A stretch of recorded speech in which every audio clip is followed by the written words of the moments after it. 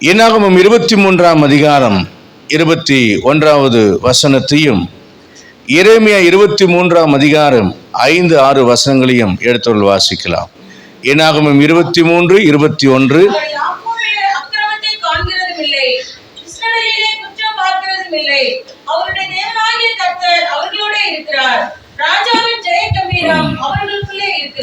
ராஜாவின் ஜெய கம்பீரம் அவர்களுக்குள்ளே இருக்கிறது. அங்கே தேவன் குற்றம் பார்க்கிறது இல்லை. எனக்குமே தேவன் நம்மோடு கூட இருப்பார் என்றால் நம்முடைய பாவங்கள் நினைக்கப்படுவது இல்லை. அல்லேலூயா. இந்த ஆண்டை நீங்க துவங்கியிருக்கிற முதல்ல நீங்க புரிந்து கொள்ள வேண்டிய ஒரு விஷயம், உங்களுடைய கடந்த கால பலவீனங்களை அடக்கம் செய்து விடுங்கள். அல்லேலூயா. கடந்த கால குறைவுகளை அடக்கம் செய்து விடுங்கள். கடந்த கால வீக்னஸ் எல்லாம் கொண்டு போய் குழியை தோண்டி புதைத்து விடுங்கள். ஏனென்றால் பலவீனனும் தன்னை பலவான் என்று சொல்வானாக என்று கர்த்தர் சொல்லுகிறார். அல்லேலூயா. என்றைக்குமே நம்மை பலவீனப்படுத்துகிறார். நீ எல்லாம் ஒரு ஆளா, நீ எல்லாம் ஒரு இதா, நீ அப்படி இருந்தவன் தானே, நீ அப்படி செய்தவன் தானே, நீ இந்த நிலைமையில் இருந்தவன் தானே, நீ இப்படி விழுந்தவன் தானே என்கின்ற குற்றம் சாட்டுகிற ஒரு ஆவி நாம் தேவனுடைய புத்திரராக நம்முடைய ஆசீர்வாதங்களை அனுபவிக்க கூடாதபடி நம்மை தடை செய்யும் சக்களத்தின் ஆவியாக இருக்கும். நம்முடைய குறையை சுட்டிக்காட்டி நொட்டிக்காட்டி நம்மை துக்கப்படுத்தி நம்மை குட்டி நம்மை வேதனைப்படுத்துகிற ஒரு ஆவி இருந்து கொண்டே இருக்கும். அப்போஸ்தலனாகிய பவுல் சொல்கிறார் அல்லவா, என்னை குட்டுக்கிற ஒரு சாத்தானுடைய தூதன் என் முள்ளா இருந்து கொண்டு என்னை வேதனைப்படுத்தி கொண்டிருக்கிறது. அது அவருக்கு அதிகமான கிருபைகள் கொடுக்கப்பட்டது. அவர் மேன்மை பாராட்டக்கூடாது, மேட்டுமை அடைந்து விடக்கூடாது என்பதை அவருக்கு உணர்த்துவதற்காக கர்த்தர் அவருக்கு பாதுகாக்க ஒரு முள்ளாக ஒரு வேலையை கொடுத்திருந்தார்.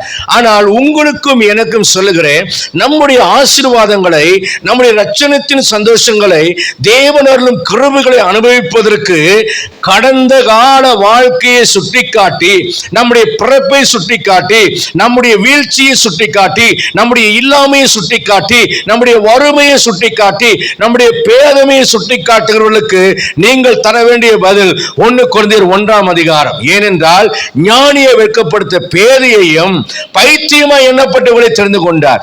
உள்ளவைகளை அவமாக்கப்பட இல்லாதவைகளையும் இழிவானவைகளையும் கர்த்தர் தெரிந்து கொண்டார். அற்பமானவைகளையும் ஒன்றுக்கு உதவாதவனையும் தெரிந்து கொண்டார். நீ ஒன்றுக்கு உதவாதவன் என்று சொல்வாரானால் ஆம் உண்மைதான், அது ஒரு காலத்தில். நீ அற்பமானவன் என்று சொல்வார்களானால் ஆம் உண்மைதான், அது ஒரு காலத்தில். நீ பலவீனமானவன் என்று சொல்வாரானால் ஆம் அது உண்மைதான், அது ஒரு காலத்தில். ஆனால் இப்பொழுது இயேசு ராஜா என்னோடு கூட வாழ்கிறார். அவருடைய ரத்தத்தினாலே என் பாவங்களை மன்னித்திருக்கிறார். சிலுவையிலே என் சாபங்களை மாற்றிவிட்டார், என் குறைவுகளை போற்றுவிட்டார். இன்றைக்கு வெள்ளாட்டு தோல் போர்த்து கொண்டிருக்கிற யாக்கோபாக நான் நடிக்கிறவனாக அல்ல, நான் இப்பொழுது இஸ்ரவேலாக என் தேவனால் ஆசீர்வதிக்கப்பட்டவனாய் இருக்கிறேன். நான் அப்பாவினால் ஆசீர்வதிக்கப்படாமல் இருக்கலாம், ஆனால் என் தேவனால் நான் ஆசீர்வதிக்கப்பட்டவனாய் இருக்கிறேன். யாக்கோபு தன் குமாரனை சபிக்கிறார், லேவியை சபிக்கிறார், நீ கொடுமையானவன் என்று சபிக்கிறார், நீ சாபிக்கப்பட்டவன் என்று சொல்கிறார். ஆனால் தேவனாகிய கர்த்தர் மோசே என்கிற தேவ மனிதனை கொண்டு அவனை ஆசீர்வதிக்கிறதை நாம் பார்க்கிறோம். அல்லேலூயா, அல்லேலூயா. உலகம் நம்மை சபித்தாலும், உலகம் நம்மை குறை சொன்னாலும், உலகம் நம்மை வேதனைப்படுத்தினாலும், என்னுடைய ஆண்டவர் என்னை எத்தனை என்று சொன்னாலும் என்னுடைய ஆண்டவர் உன்னை இஸ்ரவேலே என்று அழைக்கிறார். ஆகவே யாக்கோபே, உன்னில் அவர் அக்கிரமத்தை காண்கிறதில்லை, இஸ்ரவேலே நான் உன்னில் குற்றத்தை நான் பார்ப்பதில்லை, நீ என்னாலே ஆசீர்வதிக்கப்பட்டவன், நான் உன்னோடு கூட வாசம் பண்ணுகிறேன், உன் பாளையத்தில் உலாவிக் கொண்டிருக்கிறேன், என் குமாரனாக உன்னை தெரிந்து கொண்டிருக்கிறேன், உன் பலவீனத்திலே என் பலனை பூர்ணமாய் விளங்க பண்ணி கிருபையினாலே நான் உன்னை மூடுவேன் என்று கர்த்தர் சொல்கிறார். அல்லேலூயா.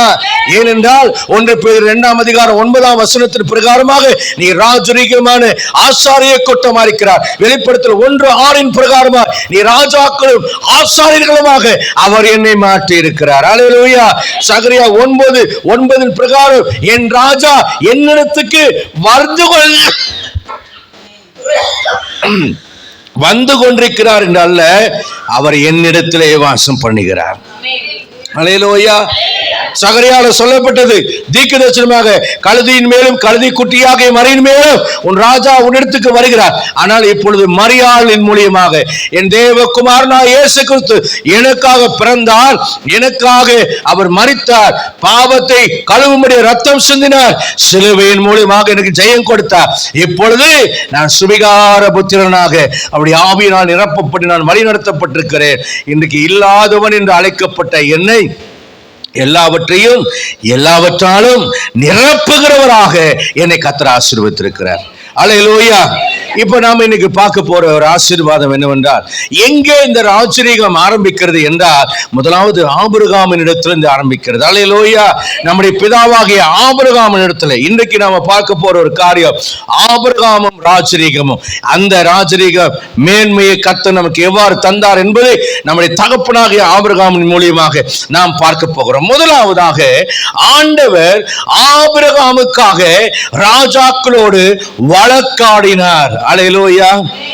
ராஜாவின் ஜெயகம்பீரம் எனக்குள் இருக்கிறது, எனக்கு ஒரு ராஜா இருக்கிறார், என்னை காக்கும்படியாக அவர் இருக்கிறார். இப்பொழுது என்னோடு இருக்கக்கூடிய என் ராஜா என்ன செய்கிறார் என்றால், எனக்காக எனக்கு எதிராய் வருகிற அல்லது எனக்கு அறிந்தோ அறியாமலையோ தீமை செய்கிற ராஜாக்களுக்கிட்ட அவர் எனக்காக வழக்காடுகிறவராக இருக்கிறார். எல்லாரும் சொல்லுங்க பார்க்கலாம். என்னுடைய ராஜா எனக்காக வழக்காடுவார். அல்லேலூயா. 1 நாளாகமம் 16ஆம் அதிகாரம் 22ஆம் வசனத்திலையும் சங்கீதம் 105ஆம் அதிகாரம் 15ஆம் வசனத்தையும் படித்து பாருங்கள்.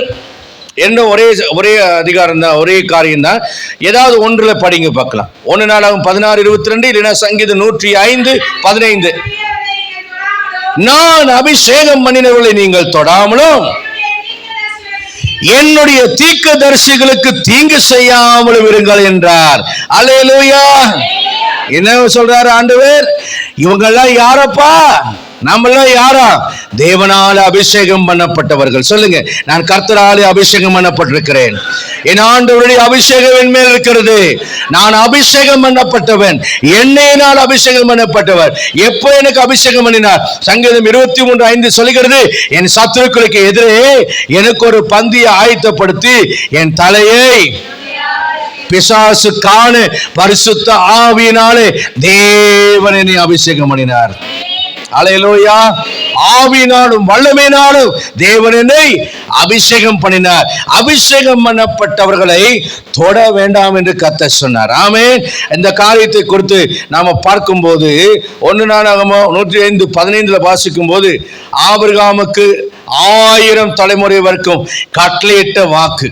19ஆம் வசனத்துல வாசிக்கும் போது, 1 நாளாகமம் 16:19 வாசிக்கும் போது, அந்நாட்டில் அவன் கொஞ்சம் தொகையுள்ள ஜனமா இருந்தான், சொற்ப ஜனமா இருந்தான், ரொம்ப வீக்கா இருந்தான், ஸ்ட்ரென்த் இல்ல, நியூமரிக்கலி growth இல்ல. 20ஆவது வசனத்துல நம்ம படிக்கும் போது, அவங்க பரதேசிகளா நாடோடிகளா, ஒரு ராஜ்யத்தை விட்டு ஒரு ராஜ்யத்துக்கும், ஒரு நாட்டை விட்டு இன்னொரு நாட்டுக்கும் போகிறவங்களாய் அவங்க காணப்பட்டாங்க என்று வேதத்துல படிக்கிறோம். அங்க 21ஆம் வசனத்துல வாசிக்கும் போது, அவர்களை ஒடுக்க ஒருவருக்கும் இடம் கொடுக்கவில்லை. அதே 21ஆம் வசனத்துல, அவர்கள் நிமித்தம் ராஜாக்களை கடிந்து கொண்டார். ஒரு அல்லேலூயா சொல்லுங்க பார்க்கலாம். என்னை ஒடுக்க ஒருவனுக்கும் இடம் கொடுக்க மாட்டார். நல்ல ஒரு அல்லேலூயா சொல்ல மாட்டீங்களா? என் நிமித்தம் ராஜாக்களையும் கடிந்து கொள்வார். 22ஆம் வசனத்துல வாசித்தோம், நான் அபிஷேகம் பண்ணவர்களை தொடாமலே அவங்களுக்கு தீங்கு செய்யாமலும் இருங்கள். நான் அபிஷேகம் பண்ணப்பட்டவன், என்னை தொடாதே. சொல்லுங்க பார்க்கலாம். நான் அபிஷேகம் பண்ணப்பட்டவன், என்னை தொடாதே. சாத்தானே என்னை தொடாதே. அதே 22ஆம் வசனம், நான் கர்த்தருடைய தீர்க்கதரிசி. தீர்க்கதரிசி என்றால் என்ன? வரப்போகிறத சொல்றவன் தான் தீர்க்கதரிசி. நடந்தது சொல்றவன் தீர்க்கதரிசி இல்ல, வரப்போறதை சொல்றவன். அவன் சொன்னது நடக்கணும். நாமெல்லாம் தீர்க்கதரிசி. எப்படி தெரியுமா? உங்களை கேட்டா பெப்பர் பேப்பர் எல்கேஜி ஸ்டூடெண்ட் மாதிரி முழிப்பீங்க. நானே சொல்லிடுறேன். இயேசு வருகிறார் என்று நாம சொல்லுகிறோம். அல்லேலூயா. இயேசு வருவாரா வரமாட்டாரா? வருவார். அப்ப வரப்போறத, இன்னும் நடக்காதத நடக்க போறதை நம்ம சொல்றதுனால நீங்களும் நானும் ஒரு தீர்க்கதரிசி. அல்லேலூயா. நல்லா ஒரு அல்லேலூயா சொல்லுங்க. இது மாபெரும் ஒரு வெளிப்பாட்டை நாம சொல்கிறோம். இயேசு வருவார், இந்த வானமும் பூமி அக்கினி கிரியாக்கும், நான் மரித்தாலே என்னை உயிரோடு எழுப்புவார், நான் நித்திய ஜீவனோட மரணத்துக்கு அப்புறம் இருக்கிறது எவனா சொல்ல முடியுமா? ஒரு தீர்க்கதரிசி மூலியமா தான் சொல்ல முடியும். ஆண்டவர் நம்ம எப்படி பார்க்கிறாருன்னா, நம்ம எல்லாம் ஒரு தீர்க்கதரிசியாக பார்க்கிறார். இதை சொல்லிதான் இந்த ராஜாக்களை அவர் மிரட்டினார். சங்கீதம் 35:1 சொல்லும் போது, ஆண்டவரே என்னோடு வழக்காடுகளோடு நீர் வழக்காடு. அந்த வசனத்தை படிங்க. சங்கீதம் 35:1 படிங்க. படிங்க. என் வழக்காளிகளோடு நீர் வழக்காடி என்னோடு யுத்தம் பண்ணவர்களோடு யுத்தம் பண்ணும். ஆண்டவர் நமக்காக என்ன பண்ணுவாரா? யார் நம்ம கூட ஆர்கியூமெண்ட் பண்றாங்களோ அவங்களோடு கூட ஆண்டவர் ஆர்கியூமெண்ட் பண்ணுவார். அல்லேலூயா. 43:1 படிங்க. தேவனே நீர் நியாயத்தை விசாரித்து பக்தி இல்லாத ஜாதியாரோடு எனக்காக வழக்காடி. இப்ப பாருங்க, முதல்ல சொல்றாரு வழக்காடலோடு நான் வழக்காடுவேன். இப்போ என் நியாயத்துக்காக சூதும் அநியாயமான மனுஷனும் பக்தி இல்லாத ஜாதிகளோடு நான் உனக்காக வழக்காடுவேன் என்று கர்த்தர் சொல்றார். அல்லேலூயா, அல்லேலூயா. என் ராஜா எப்படிப்பட்டவர்? ஏதோ மேம்போக்கா அவர் அரண்மனையில் உட்கார்ந்துட்டு சுகமா வாழ்கிறவர் அல்ல. எனக்காக வழக்காடுகிறவர், தீங்கு அணுகாதபடி என்னை காக்கிறவர், என்னை குறித்து எடுத்து பேசுகிறவர், அவனை தொட்ட நீ கெட்டன்னு சொல்றவர். அல்லேலூயா சொல்லுங்க. அல்லேலூயா. அவனை தொட்ட நீ கெட்டன்னு சொல்றவர். அங்க ஆதியாகமம் 12ஆம் அதிகாரத்துல 14-20 வரைக்கும் நீங்க படிக்கும் போது ஏன் அது சொன்னாரு? 16ஆம் வசனத்துல படிக்கிறோம். சாராளை கொண்டு போயிட்டான் பார்வோனு. கொண்டு போனோன்னு சாராள் வந்து ஆபிரகாமுடைய மனைவின்னு தெரிஞ்சோன்னு மகாவாதிகளால் அங்க வாழ்ச்சதுனால அவன் என்ன பண்ணா, திரும்ப சாராளை கொடுத்ததும் இல்லாம சாராள் நிமித்தம் நிறைய வேலைக்காரை குதிரைகள், ஆடுகள், மாடுகள், ஒட்டகங்கள் எல்லாத்தையும் கொடுத்து ஆபிரகாம் ஆசீர்வதித்தார். அல்லேலூயா. நடக்கக்கூடாத ஒரு விபரீதமான ஒரு சம்பவம் ஒரு குடும்பத்தில் நடக்குது. அது என்ன? ஒரு கணவனுடைய மனைவி இன்னொருவனாலே மனைவியாக்கப்பட கொண்டு போகிறது போல அந்த கணவனுக்கு டிராஜடியான விஷயம். அது வேற பெருசில்லை. ஆபிரகாம் என்ன நினைச்சிருப்பான்? இந்த ஆண்டவன் பேச்சை கேட்டு என் பொண்டாட்டியை கோட்டை விட்டதான் மிச்சம்.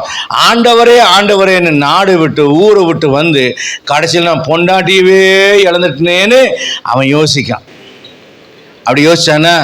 யோசிக்கல. அவன் என்ன பண்ணிருப்பான்? உட்கார்ந்துட்டு ஆண்டவரே நான் உண்மை விசுவாசிக்கிறேன். ஆபிரகாம் என்ன சொல்றாரு? ஆண்டவரே நீர் சொன்ன வாக்கு நிறைவேற்றுவீர், சாராள் மூலமே எனக்கு புத்திரரை தருவீர். அப்படியானா கிம்ஜாங்க போட்டு தாக்கிட்டு நீர் என்ன பண்ணுவீர்? எப்போ நான் மனைவியை அழைத்துட்டு வருவீர். செஞ்சாரா இல்லையா? செய்தாரா இல்லையா? அவர் நிமித்தம் ராஜாக்களை கடந்து கொண்டார். உங்க ராஜாவின் ஜெய கம்பீரம் உங்களுக்கு கூட இருக்குன்னா சும்மா இல்லை. அவன் எவ்வளவு பெரிய சூரப்புலியா இருந்தாலும் உங்களுக்காக அவனை போட்டு தாக்கிட்டு என்ன பண்றாரு? அவனை மிரட்டி உதைச்சதும் இல்லாம சன்மானத்தையெல்லாம் கொண்டு வந்து என் மகனுக்கு கொடுறாங்கிறாரு. இப்ப சாரால் அங்க ஒரு 2-3 நாள் போய் ஸ்டே பண்ணிட்டு வந்ததுக்கு இவன் தான் காசு தரணும். அரண்மனையில் வாழ்ந்துட்டு ஸ்டார் ஹோட்டலுக்குலாம் போனால் நம்ம தானே பே பண்ணுறோம். டேக்ஸோட, ஜிஎஸ்டி, எஸ்ஜிஎஸ்டியோட, ஸ்டேட் ஜிஎஸ்டியோட கொடுக்குறோம். ஆனா இப்போ அவன் டேக்ஸ் எல்லாம் போட்டு, பெனால்டி எல்லாம் போட்டு, வரி எல்லாம் போட்டு யாருக்கு தரான்? ஆபிரகாமுக்கு தரான். அங்க 17ஆம் வசனத்துல பாத்தீங்கன்னா பார்வோனையும் அவன் வீட்டாரையும் மகாவாதிகளாலே வாதிச்சார். பதிலுக்கு ஆண்டவர் கொடுத்த ரிவார்டு என்ன? நல்ல அடி உத வியாதி, பெரும் செலவு. இப்ப நல்லா பாருங்க, ராஜா உங்க கூட இருக்கிறார்னா உங்களை தொடரவன் கேட்டான், அவன் செல்வம் உங்களுக்கு வந்துடும். ஒரு அல்லேலூயா சொல்லுங்க பார்க்கலாம். ரெண்டாவது நீங்க பாருங்க, அபிமெலேக்கு. இது ஒரு தடவை தான் நடக்குதுன்னு பார்த்தா 2 தடவை வாழ்க்கையில் ரிப்பீட் ஆகுது. ஆதியாகமம் 20ஆம் அதிகாரம் 1-7 இருக்கு. அதுல 14ஆம் வசனத்தை சுருக்கமா நேராக சொல்லிட்டு போறேன். 14ஆவது வசனத்துல படிச்சு பாத்தீங்கன்னா அங்க 14ஆம் வசனம் படிங்க. ஆதியாகமம் 20:14. அதுல அபிமெலேக்கு ஆடு மாடுகளையும் வேலைக்காரர்களையும் ஆபிரகாமுக்கு கொடுத்து அவன் மனைவியாக சாராளையும் திரும்ப கொடுத்துட்டான். அல்லேலூயா. இந்த சாராளுக்கு என்ன வேலைன்னா மூஞ்சியை காமிக்க வேண்டியது, எவனாவது கொண்டு போக வேண்டியது, அவன் வீட்டை கொலை அடிச்சுட்டு வந்துட வேண்டியது. இதுதான் வேலை. 2 தடவை ரிப்பீட் ஆகுது. 2 தடவை ரிப்பீட் ஆகுது. ஆபிரகாம் அபிமெலேக்கு பார்த்துட்டு கூட்டிகிட்டு போயிட்டு கடைசியில் ஏண்டா இவளை கூட்டிகிட்டு வந்தோடனே இருக்கிற சன்மானமெல்லாம் கொடுத்து வந்துட்டான். ஒவ்வொருத்தரையும் சாராள் 2 நாள் போனான்னா ஆபிரகாம் அவள் நாள் சம்பாதிக்காத சம்பாதித்தெல்லாம் சாராள் கொண்டு வந்து சேர்த்துட்டான். இப்போ உண்மையா ஆசீர்வாதம் ஆபிரகாம் நாளா அப்படின்னா இல்லைங்க, சாராள் நாள் தான் ஆசீர்வாதம். நல்ல ஒரு அல்லேலூயா சொல்லுங்களேன். நான் அவளை ஆசீர்வதித்து என்று சொல்றாரு இல்லையா. இப்போ நிறைய வீட்டு பொம்மநாட்டிகளுக்கு யோசனையா இருக்கு. நான் சும்மாவே தண்டமா வீட்டில் இருக்கிற எங்கள் வீட்டுக்கார் திட்டுறாரு, நீ என்ன பண்ற, காலையிலேருந்து சோறாக்குற, சோறை திங்குற, படுத்துங்கிற, யானை சட்டியாட்ட பெருத்து போறேன்னு சொல்றீங்க. இல்லைங்க, இவங்க சும்மா இருந்தாலும் அவங்கனால ஆசீர்வாதம். அல்லேலூயா. அடுத்தது பார்த்தீங்கன்னா 16வது வசனத்தை படிக்கும்போது அங்கே சாராளை பார்த்து அவன் கடிந்து கொள்றான். ஓ மூஞ்சியை பார்த்தனால்தான் நான் விழுந்து போயிட்டேன். என்ன, உன் மூஞ்சியை பார்த்தனால்தான் நான் விழுந்து போயிட்டேன். இந்தா முக்காடு போடு, இனிமேல் யாருக்கும் மூஞ்சியை காமிச்சு ஏமாத்திடாத அப்படின்னு சொல்லிட்டு எத்தனை காசு கொடுக்குறான்? 10 காசு வெள்ளி காசு கொடுத்தானா? ஒரு வெள்ளி காசு கொடுத்தாலே நமக்கெல்லாம் பெரிய விஷயம். எத்தனை வெள்ளி காசு? இப்போ ஆபிரகாமுக்கு பற்றி ரெபெக்கா வீட்டில் வேலைக்காரன் சொல்கிறத படித்தேன். என்னுடைய ஆண்டவன் சீமானா இருக்கிறார். இவன் எப்படி சீமானானா? இவன் சம்பாரிச்சானா? இல்லை, உண்மையை சொல்லப்போனா சாராளுடைய சம்பாத்தியம் 1000 வெள்ளிக்காசு. ஆகார் முதற்கொண்டு யாரால வந்தது? சாராள்னால வந்தது. ஆபிரகாம் அங்கிருந்து ஒன்று பெருசா ஒன்று கொண்டுட்டு வரல, எல்லாம் சாராளுடைய சம்பாத்தியம். இப்போ சாராள் மூஞ்சியை காட்டினது தப்பு என்று வேதம் சொல்லுகிறது. ஆனா தப்புக்கே 1000 வெள்ளிக்காசு சம்பாத்தியம் பண்றாங்கன்னா ரைட்டா வாழ்ந்தா எவ்வளோ சம்பாத்தியம் பண்ணும். இப்போ பாருங்க, உங்க பாட்டி தப்பா வாழ்ந்தாங்க, அதாவது ஒரு தவறு செஞ்சாங்க, 1000 வெள்ளிக்காசு ரிவார்டு கிடைக்குது. நீங்க சரியா வாழ்ந்தா கர்த்தர் உங்களை எவ்வளவு அதிகமாக ஆசீர்வதிப்பார். ஒரு அல்லேலூயா சொல்லுங்களேன், உற்சாகமா சொல்லுங்களேன். இதுதான் உங்க ராஜா. உங்க ராஜா உங்களுடைய அக்கிரமத்தா பார்க்கல, உங்க வீழ்ச்சியை வீழ்ச்சியா பார்க்கல. ஆனால் உங்கள் வீழ்ச்சியில ஒரு எழுச்சியை ஏற்படுத்துகிற நம்முடைய ஆண்டவர். அல்லேலூயா. நம்முடைய பலவீனத்தில் அவருடைய பலனை பூர்ணமாய் விளங்க பண்ணுகிறவர் நம்முடைய ஆண்டவர். நான் ஏத்து வீட்டில், எங்கள் வீட்டுக்கு நான் குடியிருந்த ஒரு வீட்டுக்கு பக்கத்தில் ஏத்து வீட்டில் இருக்கிற பெண் பிள்ளை வந்து லவ் பண்ணி ஒரு இந்து பையனை திருமணம் செய்து கொண்டா. அந்த அம்மா ரொம்ப மன உளைச்சலாக எங்கிட்ட வந்து சொன்னாங்க, இந்த மாதிரி என் பிள்ளை பண்ணிட்டா பாஸ்டர். நான் சொன்னேன், இது எனக்கு முதலே தெரியுமா, ஏன் பாஸ்டர் சொல்லலை அப்படின்னு கேட்டாங்க. நான் சொன்னேன், உங்கள் பிள்ளையை பற்றி நான் தப்பாக சொன்னேன், நீ விட்டு வச்சிருப்பீங்களான்னு கேட்டேன். அதுவும் சரிதான் பாஸ்டர் அப்படின்னாங்க. நடந்ததுக்கு அப்புறம் சொன்னால் ஒத்துக்குவாங்க, நடக்க முன்னால் சொன்னோம்னா இனியான் நீலாம் ஒரு ஊழியக்காரனா என் பிள்ளையே அநியாயமாக குற்றம் சொல்கிற அப்படின்னு சொல்லியிருப்பாங்கல்ல. அதனால் நான் சொல்லலை. அப்போ அவங்ககிட்ட சொன்னேன், அம்மா கவலைப்படாதீங்க, நீங்கள் விழுந்துட்டீங்க, கீழே விழுந்துட்டீங்க. ஆனால் நீங்கள் விழுந்த இடத்துல ஒரு வைரக்கல் பார்த்துட்டீங்க. இப்போ எந்திரிக்கும் போது அந்த வைரக்கல்லோடு நீங்கள் எந்திரிச்சிருக்கீங்க. பிள்ளை வந்து தப்பு பண்ணிட்டா உண்மைதான். ஆனால் அந்த பையன் இப்போ ரட்சிக்கப்பட்டு உங்கள் பிள்ளையை விட ஆவிக்குரிய பையனா நல்ல முன்னால ஓடிட்டு இருக்கிறான். அதனால உங்க வீழ்ச்சியில கர்த்தர் ஒரு எழுச்சியை கொடுத்திருக்கிறார். நல்ல மருமகனை நீங்க பார்த்துருந்தா கூட அப்படி கிடைச்சிருக்காது. ஆனால் ஒரு பலவீனமா இருந்தாலும் அந்த பலவீனத்தில் அவருடைய பலனை விளங்க பண்ணியிருக்கிறார். நீங்கள் சமாதானமாருன்னு சொன்னபோது அந்த அம்மா அழுதுகிட்டே என்கிட்ட சொன்னாங்க, இந்த வார்த்தை என்னை ரொம்ப ஆறுதல் படுத்திச்சு பாஸ்டர், இனிமேல் நான் கவலைப்பட மாட்டேன்னு சொன்னாங்க. ஒரு நல்ல அழகான அருமையான மருமகனை கர்த்தர் கொடுத்தார். நிறைய நேரங்களில் கர்த்தர் கட்டளையிடாதிருக்க காரியம் வந்து வாய்க்காது, சரிங்களா? அதனால நம்ம குற்றம் சாட்டுகிறவர்களாக, ஏன் சாராளே உன் முகரக்கட்டையை மூடி வச்சிருந்தா என்ன, இந்த சாக்காவது எடுத்து மூடி போட்டுக்கலாம்ல, ஏன் எதுக்கடி மூஞ்சி காமிச்ச, அதனால தாண்டி எங்க போனாலும் உன்னால எனக்கு பெரிய பிரச்சனை அப்படின்னு ஆபிரகாம் எங்கேயாவது சண்டை போட்டாரா? போடலை. அங்கே கர்த்தருடைய திட்டத்தை அறிந்திருந்தார், கர்த்தருடைய கரத்தை அறிந்திருந்தார், கர்த்தருடைய வல்லமையை அறிந்திருந்தார். என் ஆண்டவர் என்னை விட்டு கொடுக்க மாட்டார் என்பதை அறிந்திருந்தார். ஆகவே அங்கே அவன் தலையை வைத்தான். இங்க யாருக்காவது ஏதாவது ஒரு கில்ட்டி கான்சியஸ் இருந்தா இன்னைக்கு அதை மாற்றிக்கொள்ளுங்க. குற்றம் சாட்டுகிற ஒரு மனநிலை இருந்தா அதை மாற்றிக்கொள்ளுங்க. என் ஆண்டவர் எனக்கு சகலத்தின் நன்மையாக செய்தார். அல்லேலூயா, அல்லேலூயா. வந்தது வேணா தவறா இருக்கலாம், ஆனா வளர்ந்தது தவறாவே போகாது. அல்லேலூயா. உள்ள வர்றது வேணா தவறா இருக்கலாம், ஆனா இனிமேல் வாழ்றது தவறா இருக்காது. அல்லேலூயா. ஏன்னா கர்த்தர் அனுமதிக்காம நம்முடைய வீட்டுக்குள்ள யாரும் வரமாட்டாங்க. கர்த்தர் தராம நம்ம காரியம் எதுவுமே வாய்க்காது. தேவன் முந்தின ஒரு காரியத்தை விட யோபினுடைய பின்னிலைமையை அவர் அதிகமாக ஆசீர்வதித்தார். என்னைக்குமே கர்த்தருடைய கிரியைகளில் இருக்கக்கூடிய ஆசீர்வாதத்தை ஸ்கேன் பண்ணி பார்க்கிற ஒரு ஆவிக்குரிய பார்வை நமக்கு வேண்டும். அல்லேலூயா சொல்லுங்க பார்க்கலாம். உற்சாகமா நல்லா ஒரு அல்லேலூயா சொல்லுங்க. எனக்கு என்னுடைய வாழ்க்கையில சில எனக்கு பிடிக்காத விஷயங்கள் என் வாழ்க்கையில எனக்கு நடந்தது. ஆனால் நாளுக்கு நாட்கள் செல்ல தான் அது எவ்வளவு நன்மையாக எனக்கு கர்த்தர் செய்தார் என்பதை அநேக இடங்களிலே நான் உணர்ந்திருக்கிறேன். ஆகவே அன்பானவர்களே, முதல்ல ஆரம்பத்தை பார்க்காதீங்க. அற்பமான ஒரு ஆரம்பமாக தான் இருக்கும், ஆனா முடிவு சம்பூர்ணமாக இருக்கும். ஹல்லேலூயா. கர்த்தருக்குள்ளே மன மகிழ்ச்சியா இருங்க, கம்பீரமா இருங்க, தைரியமா போங்க. என்ன நடக்குதுன்னு பாருங்க. அங்க 17ஆம் வசனத்துல அபிமெலேக்கு வீட்டாருடைய கர்ப்பங்களை அடைச்சிருந்தார். ஆபிரகாம் ஜெபம் பண்ணதுக்கு அப்புறம் தான் டெலிவரி ஆகும்படியா கர்த்தர் மாற்றினார். இதுல இருந்து என்ன தெரிகிறது என்றால், கர்த்தர் எனக்காக வழக்காடுகிறவர். இதுல ஒன்று என்ன நிரூபிக்கிறார் ஆண்டவர்னா, ஆதியாகமம் 18ஆம் அதிகாரம் 11, 12, 13 வசனத்தை நீங்க படிச்சீங்கன்னா, உனக்கு குழந்தை தருவேன்னு சொல்றாரு. இந்த அபிமெலேக்கு தூக்கிட்டு போறதுக்கு முன்னால குழந்தை தருவேன்னு சொல்லும்போது, எந்த பெண்ணும் தன்னை கிளவின்னு ஒத்துக்க மாட்டான். இந்த 40 வயசானவங்க எல்லாம் கையை தூக்குங்க பார்க்கலாம், தயவு செய்து தூக்குங்க. உங்களை நான் கிளவின்னு சொன்னா ஒத்துக்குவீங்களா? ஒத்துக்க மாட்டீங்க. உங்களுக்கு பேர குழந்தைனாலும் ஒத்துக்க மாட்டீங்க. ஆனா சாராள் ஒத்துக்கிறா, நான் கிழவியா இருக்கேன். என்ன, அவளே அறிக்கை செஞ்சுட்டா, நான் கிழவின்னு அறிக்கை செஞ்சுட்டா. ஆனா இந்த கிழவிய 2 அதிகாரம் கழிச்சு 20ஆம் அதிகாரத்துல அபிமெலேக்கு கல்யாணம் பண்றதுக்கு தூக்கிட்டு போயிட்டான். அப்ப என்ன நடந்திருக்கு? ஒரு பெரிய டிரான்ஸ்பார்மேஷன் சாராளுடைய வாழ்க்கையில் நிறைவேற இருக்கு. சாராளை நான் ஆசீர்வதிப்பேன், அவளால் ராஜாக்கள் வருவாங்க, அவள் ஜாதிகளுக்கு தாயாக மாற்றுவேங்கிற. ஆபிரகாமும் சிரிக்கிறான். சாராள், நான் வயசான கிழமை, நான் பிள்ளை பெறுவனா? அவ வயசான கிழவி, அவ பிள்ளை பெறுவாளா? இஸ்மவேல் பிழைப்பானாக அவனும் ஒத்துக்க மாட்டேங்கிறான். 19ஆம் அதிகாரத்துல 18ஆம் அதிகாரத்துல சாராலும் ஒத்துக்க மாட்டேங்கிறா. நானே என் வாழ்க்கையில என்ன நடக்கும்னு ஆண்டவர் சொல்றாரோ அதை ஒத்துக்காத மனநிலையில் இருக்கிற என்னுடைய வாழ்க்கையில அவர் தம்முடைய வார்த்தை நிறைவேற்றுவதற்கு தான்.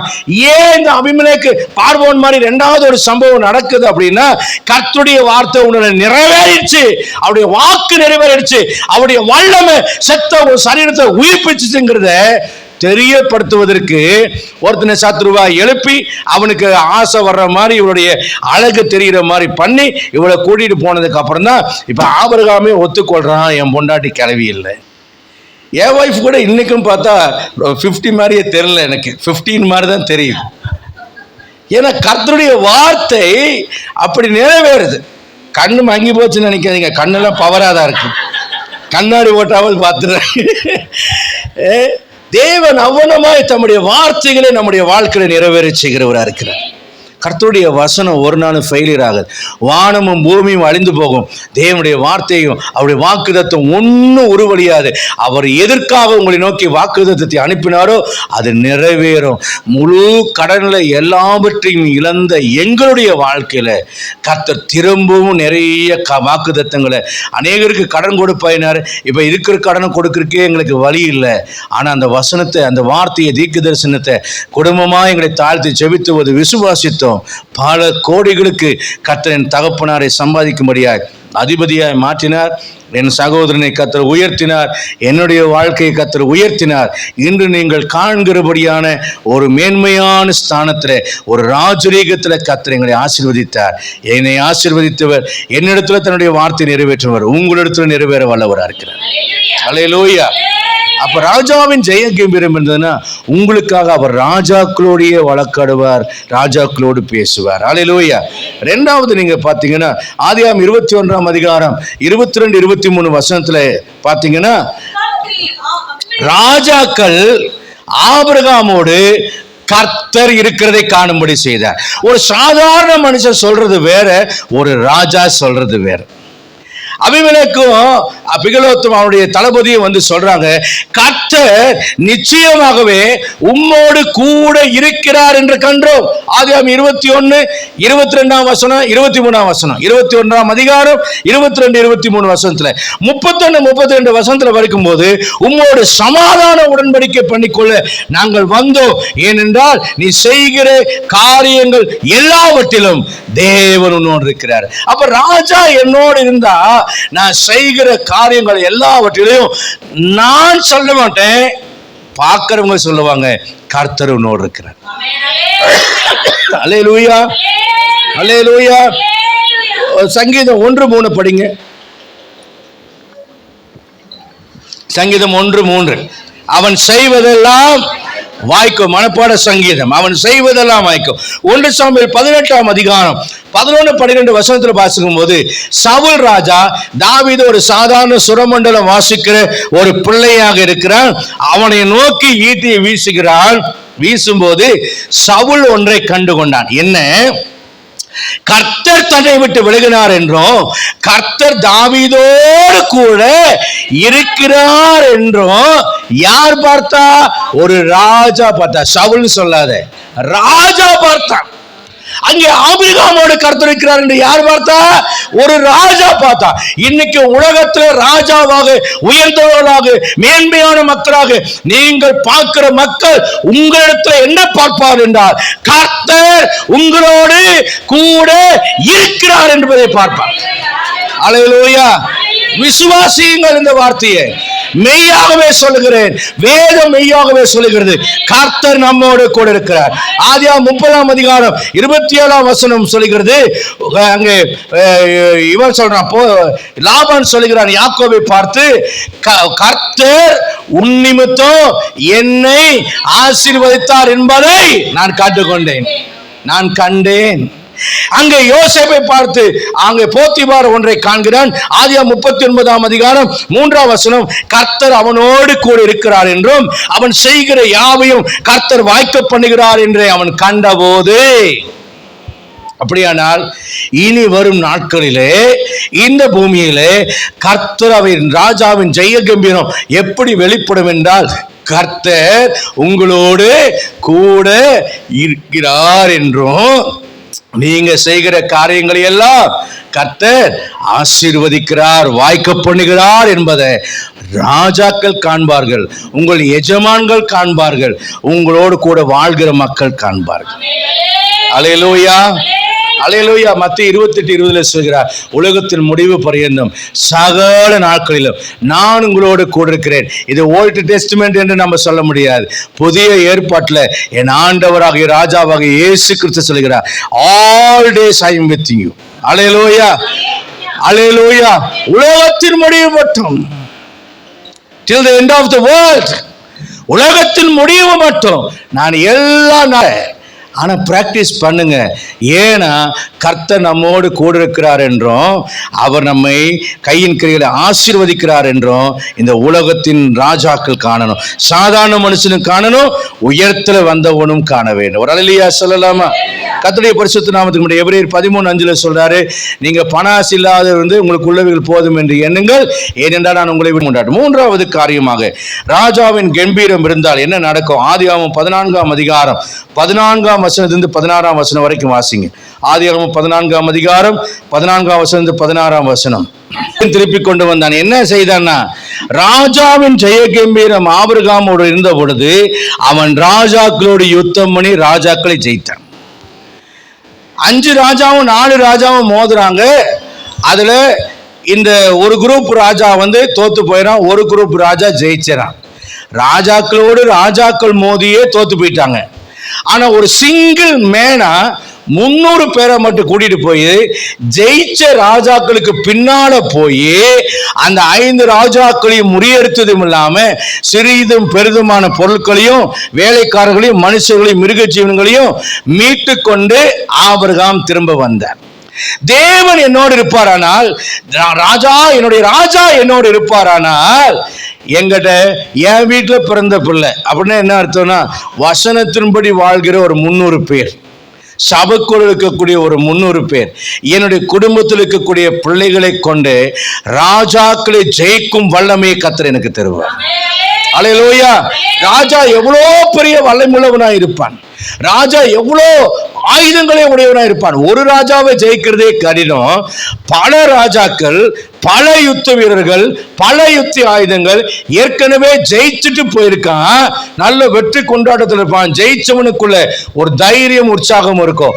ஆனா ஜெயிச்சவனை தோத்தவனை ஜெயிக்கிறது ஈஸி, ஆனா ஜெயிச்சவனை ஜெயிக்கணும்னா அதுக்கு ஒரு தனி தைரியம் வரணும். ஆனா கர்த்தர் தன்னோடு இருந்ததுனால ராஜாக்களை ஜெயிக்கும் ஒரு ஜெய கம்பீரத்தை ஆபிரகாமுக்கு கொடுத்தார். அவன் முறியடித்து திரும்பி வந்தான். அல்லேலூயா சொல்லலாமா? அல்லேலூயா. அப்ப ஒரு ராஜாவோட யார் தான் மோத முடியும்னா இன்னொரு ராஜா தான் மோதுவான். அப்படியானால் ஒரு மேய்ப்பனா இருக்கக்கூடிய, ஆடுகளை மேய்க்கக்கூடிய ஒரு ராஜா, ஒரு சாதாரண மனுஷனை கர்த்தர் ராஜாக்களுக்கு இணையாக உயர்த்தினார். அல்லேலூயா. உங்களுடைய துவக்கம் அந்த தேசத்திலிருந்து வரும்போது ஒரு மேய்ப்பனாக, கொஞ்ச தொகைக்குட்பட்ட சொற்ப ஜனமாக, சாதாரணமான ஒரு மனுஷனா இருக்கலாம். ஆனால் தேவனோடு நடக்க நடக்க ராஜாக்களை முறியடிக்கும் வல்லமையும் பெலனையும் ஞானத்தையும் தந்து ராஜரீக மேன்மையை தருகிற கர்த்தராக நம்முடைய ஆண்டவர் இந்த காலவெளியில் இருக்கிறார். அதனால்தான் சங்கீதம் 1 சாமுவேல் 2ஆம் அதிகாரம் 7, 8, 9 வசனம் சொல்கிறது, சிறியவனை பொழுதில் தூக்கி எடுத்து சிறுமையும் எளிமையான குப்பையில் இருந்து உயர்த்தி அவனை ராஜாக்களோடு பந்திருக்க செய்கிறார் என்று வேதத்தில் வாசிக்கிறோம். அங்கே 14ஆம் அதிகாரம் 17ஆம் வசனத்துல படிக்கும் போது, எந்த லோத்து செழிப்பான இடம் சொல்லி ஓடி போனான் அந்த சோதோமுக்கு, அந்த சோதோம் கொமோரா நாட்டின் ராஜாவே ஆபிரகாம் கிட்ட வந்து பிச்சை கேட்கறத பார்க்கிறோம். அல்லேலூயா. தப்பா எடுத்துக்கான ஒரு கொச்சையான வார்த்தையை சொல்றேன். கர்த்தர் உங்களை மேன்மையாய் உயர்த்தி விட்டார் என்றால், ராஜரீகம் உங்களுக்குள்ள இருக்கும் என்றால், பாவம் செய்கிற ராஜா உங்ககிட்ட வந்து பிச்சை கேட்பான். பாவம் செய்கிற ராஜா, அவன் ராஜாதான். லோத்து அண்ணனை அவமரியாதை பண்ணிட்டு அங்க சோதோம் கொமோராவுக்கு போனான். ஏன்னா பண்டார பரதேசி கூட இருந்தா நமக்கு ஒன்றும் விளங்காது, நான் நல்லா டெவலப் ஆகணும்னு அங்க போனான். ஆனா அங்க போனவன் இப்ப எல்லாவற்றையும் இழந்து போனான். அவன் எந்த ராஜாவை நம்பி போனானோ, எந்த தேசத்தை நம்பி போனானோ அதை இழந்து போனான். இப்ப அடிமையாக மாறி போனான். நடந்த சம்பவம் என்ன? எந்த அண்ணனை விட்டு போனா நல்லதுன்னு நினைச்சானோ அந்த அண்ணன் வந்து தன் ராஜா வந்து தன் அண்ணன்கிட்ட பிச்சை எடுக்கிறத லோத்து பார்க்கிறான். லோத்து ராஜா சொல்றான், சோதோம் ராஜா, எல்லாத்தையும் எடுத்துக்கப்பா, ஜனங்களை மட்டும் கொடுத்துருப்பா அப்படின்னு கேட்கும் போது அங்கே ஆபிரகாம் சொல்றான், ஆபிரகாமை ஐஸ்வர்யவானாக்கினேன் என்று நீ சொல்லாதபடிக்கு ஒரு சரட்டையோ பாதரட்சியோ எதையோ எடுத்துட்டு போன எல்லாம் எடுத்துட்டு போறேன். எப்படி சொல்லியிருப்பான் ஆபிரகாம்? ஜனங்களை கொடு, மற்றதெல்லாம் நீ வச்சுக்கோன்னு சொல்லும் போது, ஏன்னா இவனே அடிமை. சோதோம் ராஜா யாருக்கு அடிமை? ஆபிரகாமுக்கு அடிமை. ஏன்னா இவனை அடிமையா கொண்டு போயிட்டாங்க. இப்ப அவங்க கிட்ட இருந்து ஜெயிச்சு பிடிச்சிட்டு வந்துட்டான். இப்ப இந்த சோதோம் ராஜா ஆபிரகாமுக்கு அடிமை. இப்ப ஆபிரகாம் என்ன சொல்லுப்பா, யாருக்கிட்ட வேணும் பொருள்? உன் பாதரட்சியும் சரி, அந்த ஷூ போடுற லேசும் சரி, ஒன்னு கூட நான் தொட மாட்டேன், எல்லாம் தூக்கிட்டு போ. ஆபிரகாம் நான் பணக்காரன் ஆக்குனேன்னு நீ பீத்திட்டு ஊரெல்லாம் சொல்லிட்டு அழிவேன். நல்லா கவனிங்க, இவன் ராஜாவா இருக்கிறான், எனக்கு செய்யல, இவன் பெரிய ஆளா இருக்கிறான், என் மகனுக்கு செய்யல, என் பிள்ளைக்கு செய்யல, என் குடும்பத்துக்கு செய்யலன்னு உங்க அண்ணன் தம்பியோ மற்ற யாரையோ, எந்த பணக்காரனையோ, எந்த உறவு சொந்தத்துல யாரும் உயர்ந்தவனா இருந்தாலும் அவனை பார்த்து சொல்லாதுங்க. ஏன் தெரியுமா? அவன் உங்களுக்கு ஒன்று செஞ்சுட்டா காலமெல்லாம் அவன் வந்து 2 வீலர் வாங்குறதுக்கு ஒரு 10,000 ரூபாய் கொடுத்துருப்பான். நீங்க என்ன பண்ணிருப்பீங்க? பென்ஸ் கார் வாங்கியிருப்பீங்க. கர்த்தர் உங்களை ஆசீர்வச்சனால இவன் சொல்லுவான், நான் கொடுத்த காசு இன்னைக்கு கார்ல போறான் மத்தியா அப்படின்னு எல்லா கிரெடிட்டும் மகிமையையும் அவன் தனக்கென்று எடுத்துக்கொள்ளாதபடிக்கு, உங்களுக்கு செய்யக்கூடாதபடிக்கு சாத்தான் தடுக்கல, கர்த்தர் தடுக்கிறார். நல்ல ஒரு அல்லேலூயா சொல்லுங்களேன். உங்க கையை உயர்த்த வேண்டும், உங்க தலையை உயர்த்த வேண்டும், உங்க சொந்த கால நின்று நீங்க சொல்லணும், என் ஆண்டவரை ஆசீர்வதித்தான்னு நெஞ்ச நிமித்து தலையை உயர்த்தி சொல்றதுக்காக தான் எல்லாத்தையும் கர்த்தர் கட் பண்றார். எல்லா உதவிகளையும் கட் பண்றார். வரவன் போறவன் எல்லாரோட உதவியும் கட் பண்ணி, நாளைக்கு எது நடந்தாலும் என்னால நடந்ததுன்னு அவன் எல்லா கிரெடிட் எடுத்துக்கொள்ள கூடாது. கர்த்தர் உங்க நாமத்தை, அவருடைய நாமம் உங்க நாமம் மூலியமா மகிமைப்பட வேண்டும் என்று கர்த்தர் அந்த உதவிகளை தடை செய்கிறார். ஆமென். காலத்துக்கும் சொல்லி கொண்டிருப்பான். நீங்க லோன் போட்டு கூட வாங்கியிருப்பீங்க, கடன் கைமாத்தா கூட கடன் வாங்கி கூட வாங்கி இருந்திருக்கலாம். ஏன் சொல்லுவீங்க, எங்க அண்ணன் பெரிய ஆளா இருக்காங்க, ஆனா அவன் நினைச்சா ஒரு நிமிஷத்துல செய்யலாம், ஆனா செய்ய மாட்டான். ஏன் தெரியுமா? செய்யாதரா அப்படின்னு சொல்லி கர்த்தர் தடுத்து வச்சுக்கிறார். என் பிள்ளைக்கு செய்யறதுக்கு நீ சோதோமின் ராஜா, தீட்டுப்பட்டவன், நீ வேண்டாம், நான் என் பிள்ளையை ஆசீர்வதிக்கிறேன். அல்லேலூயா. வானத்து நட்சத்திரத்தை போல ஆசீர்வதிப்பேன். அவன் யாருன்னு நினைச்ச? என் பிள்ளை ஒரு ராஜா, நான் ஒரு ராஜா, என் பிள்ளை ஒரு ராஜா. நீங்களா யாரு? ராஜரீகமான ஆசாரிகள் வெளிப்படுத்துவது ஒன்று சொல்லுது, ராஜாக்களும் ஆசாரியர்களுமா இருக்கிறது. கரங்களை எலியா சொல்லலாமா? நாம எப்படி இருக்கணும் தெரியுமா? எலியா மாதிரி இருக்கணும். 1 ராஜாக்கள் 18:46 சொல்கிறது. அங்கே வேதம் சொல்றது, எலியா தன் அறையை கட்டிக்கொண்டு ஆகாப் இஸ்ரவேலுக்கு முன்பு வருமாற்றமாக ஆகாபின் ரதத்துக்கு முன்னாலே ஓடினான். ஒரு அல்லேலூயா சொல்லுங்களேன். என்னைக்கும் ரதத்துக்கு பின்னால ஓடுறவனாக அல்ல, நான் முன்னாலே ஓடுறவனா இருக்கணும். ஏன் தெரியுமா? சங்கீதம் 23 கடைசி வசனம் சொல்லுகிறது, நன்மையும் கிருபையும் என்னை பின்தொடரும், நான் பின்னால போக மாட்டேன். நான் எப்போது அதை சொல்வேன், எனக்கு பின்னாலதான் அது வரணும், எனக்கு முன்னால் அது வரக்கூடாது. எனக்கு முன்னால் எவனும் இருக்கக்கூடாது, என் ஆண்டவர் மட்டும்தான் இருக்கவன். கர்த்தரை எப்போதும் எனக்கு முன்பாக வைத்திருக்கிறேன். அல்லேலூயா. அவரின் வலது பாரசத்தில் இருக்கிறபடியா நான் அசைக்கப்படுவதில்லை. கர்த்தரையே உயர்த்துகிற உங்களை, கர்த்தரையே நம்புகிற உங்களை, கர்த்தரையே முன்னால வைக்கிற உங்களை, கர்த்தரை மட்டும் விசுவாசிக்கிற உங்களை ஒரு நாளும் ரதங்களுக்கு பின்னால ஓட வைக்க மாட்டார். சில ரதங்களை குறித்து, குதிரைகளை குறித்து மேன்மை பாராட்டுகிறார்கள். நாங்களோ எங்கள் தேவனாகிய கர்த்தரை குறித்து. அல்லேலூயா. நீ கார்களை வாங்குறது மற்ற உலக பூமிக்கு அடுத்த காரியங்கள் ஆண்டவருக்கு பெரிய விஷயமே இல்லை. அதான் சொல்ற, பூமிக்கு அடுத்த காரியங்களை சொன்னாலே விசுவாசிக்க மாட்டேங்கிறியே, பரம காரியத்தை சொன்னா நீ எப்படி விசுவாசிப்ப? ஒரு கர்த்தருடைய பிள்ளைக்கு பூமிக்கு அடுத்த காரியமும் வேணும், ஆவிக்குரிய காரியமும் வேணும். இன்னைக்கு பூமிக்கு அடுத்த காரியங்களை சொல்லுகிறேன். பழைய ஏற்பாட்டு முழுவதும் நம்முடைய பூமிக்குரிய ஆசீர்வாதங்களை பிரத்யட்சமாய் வெளிப்படுத்துகிறதா இருக்கிறது. அதே பழைய ஏற்பாடு ஆவிக்குரிய ஆசீர்வாதங்களை நிழலா இருக்கிறது. புதிய ஏற்பாடு முழுவதும் ஆவிக்குரிய ஆசீர்வாதத்தின் உச்சிதங்களை காண்பிக்கிறது. எனக்கு பழைய ஏற்பாடும் தேவை, புதிய ஏற்பாடும் தேவை, பூமிக்கு அடுத்த ஆசீர்வாதங்களும் தேவை, பரத்துக்குரிய ஆசீர்வாதங்களும் தேவை. என் இயேசுவின் மூலியமாக அது எனக்கு கொடுக்கப்படுகிறது. அல்லேலூயா. அல்லேலூயா. உனக்கு ஐஸ்வர்யம் வரும், நன்மைகள் வரும், உன் விசுவாசம் வளரும், உன் பரிசுத்தம் வளரும், ராஜ மேன்மைகள் வரும், ஆவிக்குரிய வாழ்க்கையில எழும்புவாய், ஆசீர்வாதமான வாழ்க்கையிலும் எழும்புவாய், பக்தி வைராக்கியமான வாழ்க்கையில எழும்புவாய், பரிசுத்த வாழ்க்கையில எழும்புவாய். அதே சமயத்தில் ஐஸ்வர்யங்களினாலும் நன்மைகளினாலும் உலக பிரகாரமான மேன்மையினாலும் கர்த்தர் உன்னை உயர்த்தி பெரிய நாமத்தை கர்த்தர் கொடுத்து உன்னை உயர்த்ததான் போகிறார். அல்லேலூயா. உன்னை புழுதியில உட்கார வைக்கிறதுக்காக அழைக்கிற, தரித்திரனை வைக்கிறதுக்காக அழைக்கிற, உன்னை லாசருவாவே உட்கார வைக்கிறதுக்காக கர்த்தர் அழைக்கிற. ஒரு சிலரை லாசருவாய் வைத்திருக்கிறார், இல்லை என்று நான் சொல்லவில்லை. ஆனால் அநேகரு மேல தேவனுடைய ஆசீர்வாதம் நம்மை ஐஸ்வர்யமாக்கும்படி அவர் தரித்திரராய் மாறினார். அல்லேலூயா. அல்லேலூயா. கர்த்தருடைய நாமத்திற்கு மகிமை உண்டாவதாக. 4வது காரியத்தை சொல்லி நான் கடந்து போடுகிறேன். ஆபிரகாம் ராஜாவுக்கு பிச்சை போடும்படியாக ராஜ மேன்மை தந்து ராஜாக்களுடைய ராஜரீகத்தை முறியடிக்கும்படி ஆபிரகாமை ஆசீர்வதித்தார். 3வது காரியத்தை சொன்னேன். 4வது காரியம் ஆதியாகமம் 17ஆம் அதிகாரம் 4, 5, 6 வசிப்போம். நான் உன்னோடு பண்ணுகிற என் உடன்படிக்கை என்னவென்றால், நீ திரளான ஜாதிகளுக்கு தகப்பனாவாய். இனி உனக்கு ஆபிரகாம் எனப்படாமல் நான் உன்னை திரளான ஜாதிகளுக்கு தகப்பனாக ஏற்படுத்தினபடியால் உன் பேர் ஆபிரகாம் எனப்படும். உன்னை மிகவும் அதிகமாய் பலுக பண்ணி உன்னிலே ஜாதிகளை உண்டாக்குவேன். உன்னிடத்திலிருந்து ராஜாக்கள் தோன்றுவார்கள். உன்னிடத்திலிருந்து சொல்லுங்க ராஜாக்கள். நீங்க சொல்லுங்க, எல்லாரும் அறிக்கை செய்யுங்க. என் பேர பிள்ளை வம்சத்துல ராஜாக்கள் தோன்றுவார்கள். அல்லேலூயா. அல்லேலூயா. நல்ல ஒரு அல்லேலூயா சொல்லுங்க. உன் மேல் இருக்கிற என்னுடைய ஆவியே உன் சந்ததியின் மேலும் உன் சந்தானத்தின் மேலும் நான் ஊற்றுவேன் என்று கர்த்தர் சொல்லுகிறார். அப்படியானால் என் சந்ததி நட்சத்திர சந்ததியா இருக்கும். இன்னைக்கு நான் ஒரு மேய்ப்பனா இருக்கலாம், ஆனால் என் சந்ததியிலே ராஜாக்கள் எழும்புவார்கள். சவுல் முதல் ராஜாவாய் எழும்பினான், தாவீது 2ஆம் ராஜாவாய் எழும்பினார், சாலமோன் இதுவரைக்கும் மேட்ச்லெஸ் ஒரு கிங்கா மாறினார். அந்த சந்ததியில கடைசி ராஜா என்னவென்றால் யூத கோத்திரத்து ராஜ சிங்கமாகிய இயேசு கிறிஸ்து தோன்றினார். அல்லேலூயா.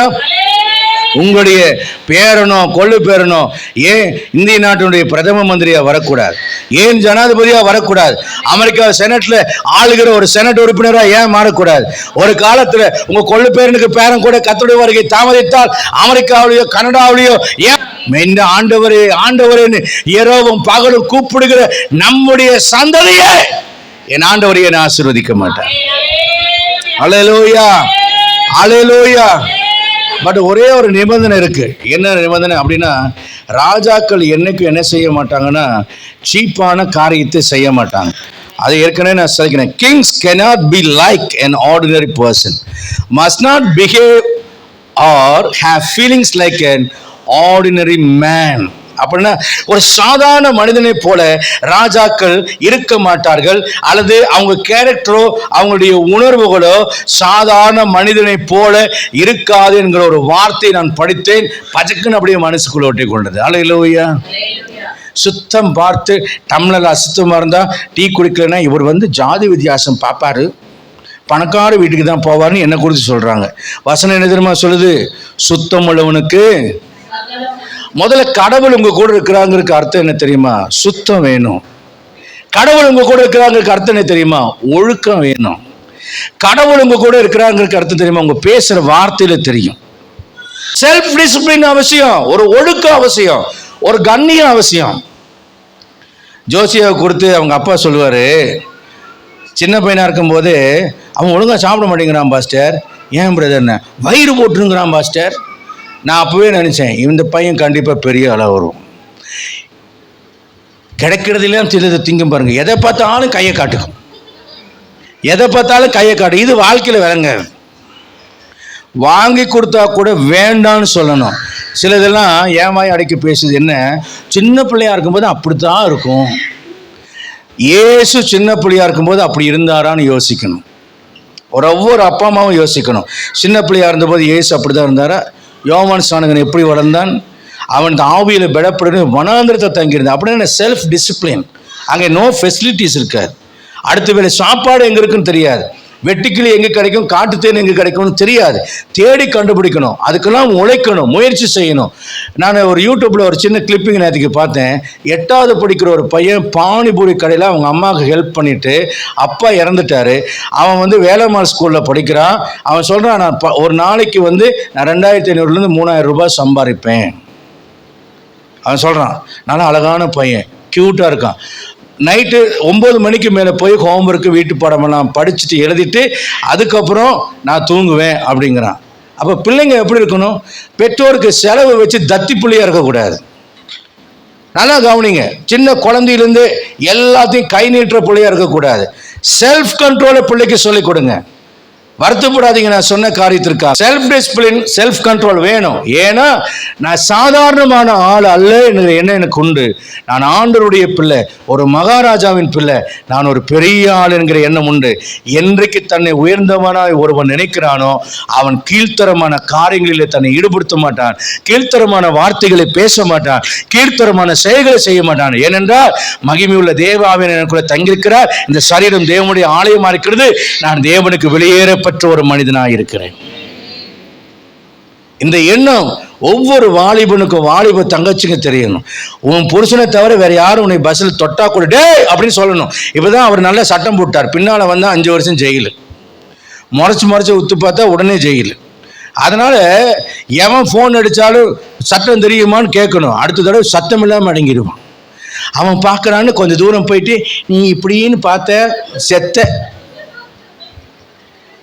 அக்கம் பக்கம் பாராதே, பின்னாலே திரும்பாதே, ராஜரீக பாதையில் முன்னாலே போ, முன்னோக்கி பார், இயேசுவை நோக்கி பார். என்னைக்கு யோசிக்கணும், எனக்கு உனக்கு என்ன வச்சிருக்காரு? பிரியாணியா? மறந்துடு, ராஜகுமார்னு வச்சிருக்காரு. ஏய் உனக்கு சொல்லு, என்ன வச்சிருக்காரு உனக்கு? பேர் இல்லை.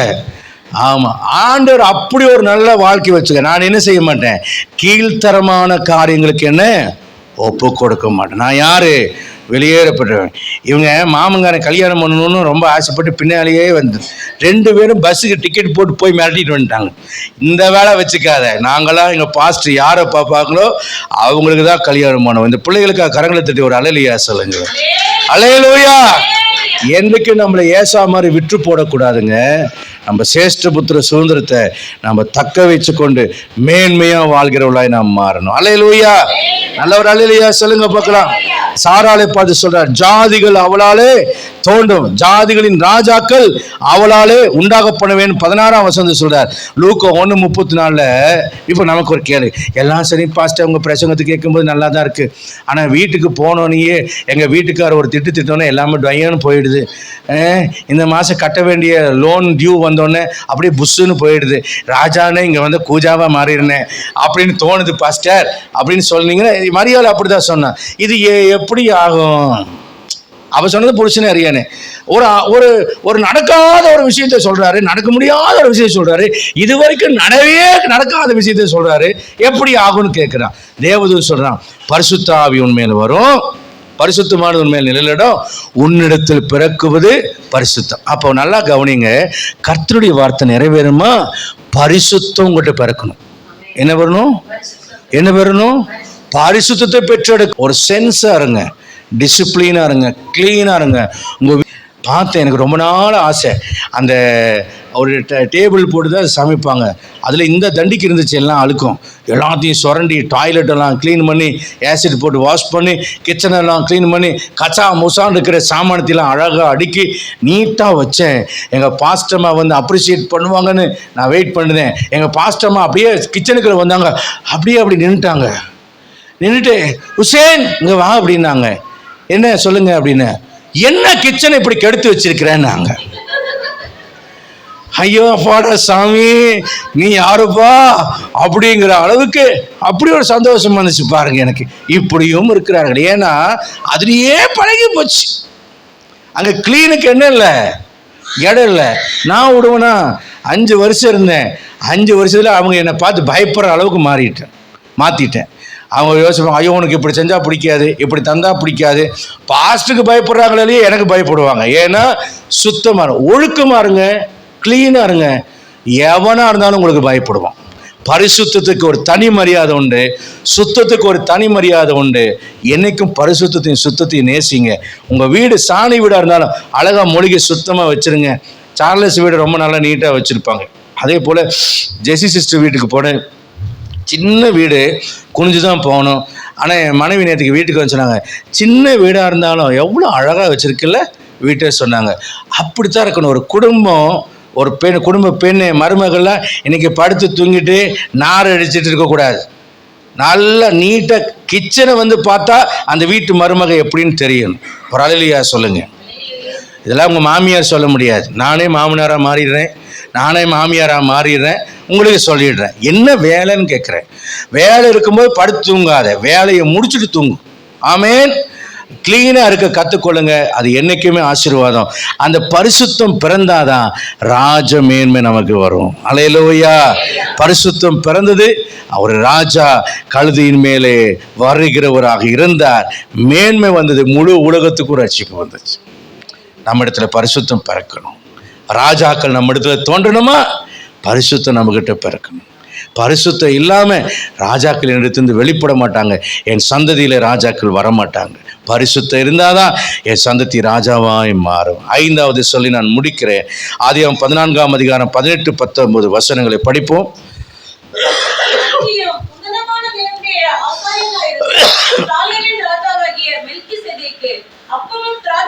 கொண்டு வந்து அவனை ஆசீர்வதித்து வானத்தையும் பூமியையும் உண்டாக்கியவராகிய உன்னதமான தேவனுடைய ஆசீர்வாதம் ஆபிரகாமுக்கு உண்டாவதாக. 5வது ஆசீர்வாதம் ராஜரீகம் என்னவென்றால், ஒரு ராஜாவாகவும் ஆசாரியனாகவும் இருக்கிற ஒரு ராஜாவாகிய ஆசாரியன் தாவீதை ஆபிரகாமை ஆசீர்வதித்தார். அப்போ என்னுடைய ஆசாரியன் யாருங்கிறது ரொம்ப முக்கியம். உன் நண்பர் யாருன்னு சொல்லு, நான் உன்னை பத்தி தெரிஞ்சு கொள்வேன்னு சொல்லுவாங்க. இப்போ அப்துல் கலாமை கேட்டா என் டீச்சர் தான் அதுக்கு காரணம்னு சொல்லுவாரு. அப்போ டீச்சர் ஒரு ஜனாதிபதியை உருவாக்க முடியும், ஒரு டீச்சர் ஒரு பிரதம மந்திரியை உருவாக்க முடியும், டீச்சர் ஒரு விஞ்ஞானியை உருவாக்க முடியும். எத்தனையோ டீச்சர் இருக்கலாம், ஆனால் யாரோ ஒரு டீச்சர் இந்த துறையை தேர்ந்தெடு, இந்த டேலண்ட் உனக்கு இருக்கு, இந்த உன்னால முடியும் என்று மோட்டிவேஷன் பண்ணி ஒரு பேக் போனா இருந்திருப்பாங்க. அது எல்கேஜில இருக்கலாம், அல்லது 10வது இருக்கலாம், அல்லது காலேஜில் இருக்கலாம்.